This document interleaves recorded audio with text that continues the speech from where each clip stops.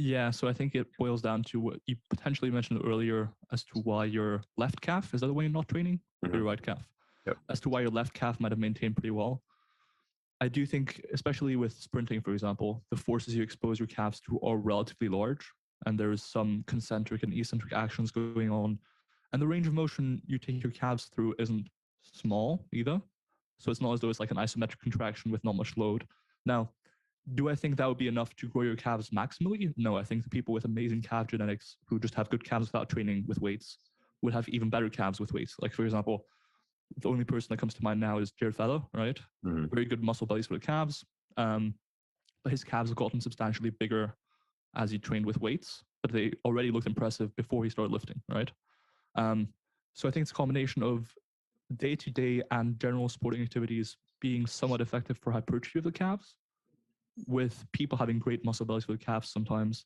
Those two together, I think, explain why you see people walking around with calves better than mine will ever be.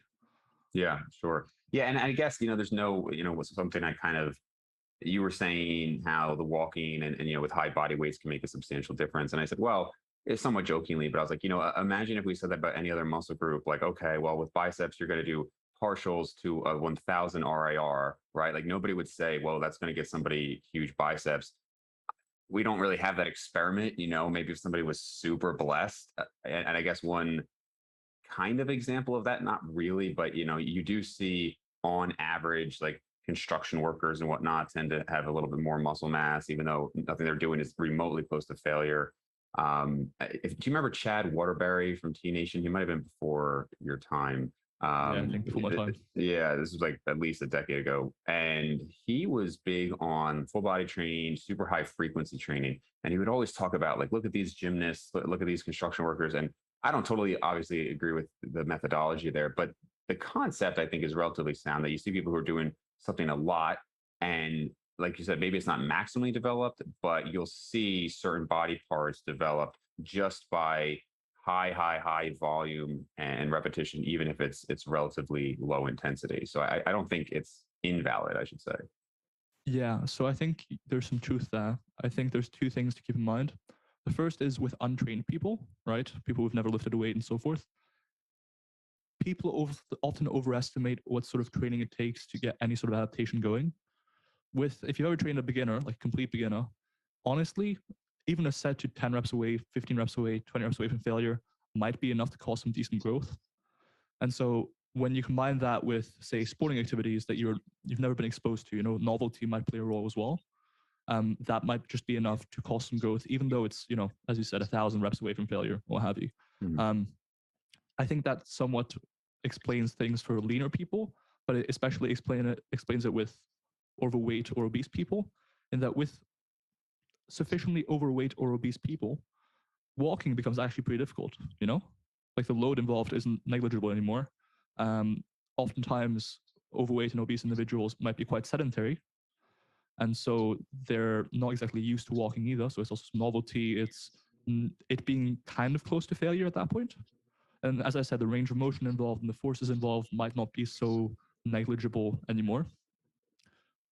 So I think for overweight or obese people that then eventually lose weight, that might be part of it.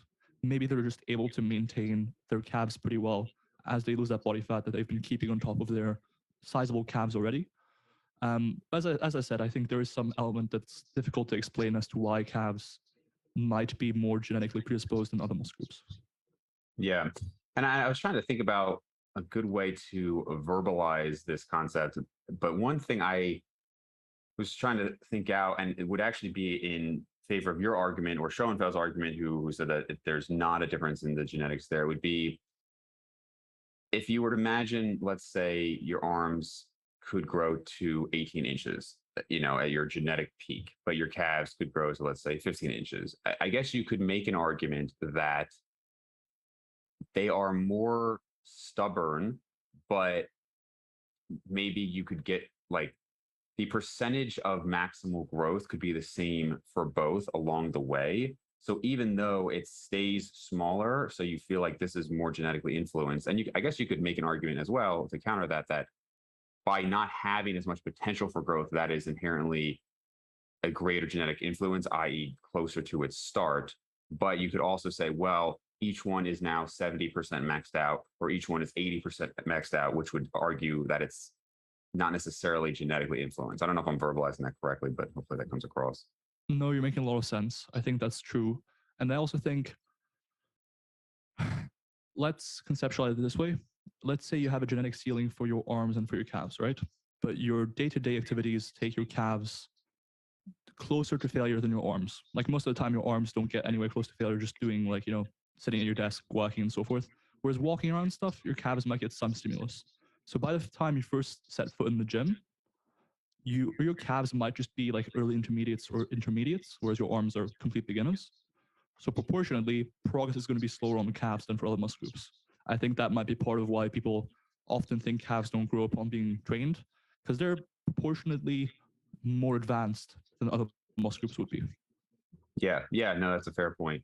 So I just have one, I guess, story, and then we'll wrap up the calf topic. But I was on, I've been on the forums forever, since I was 13.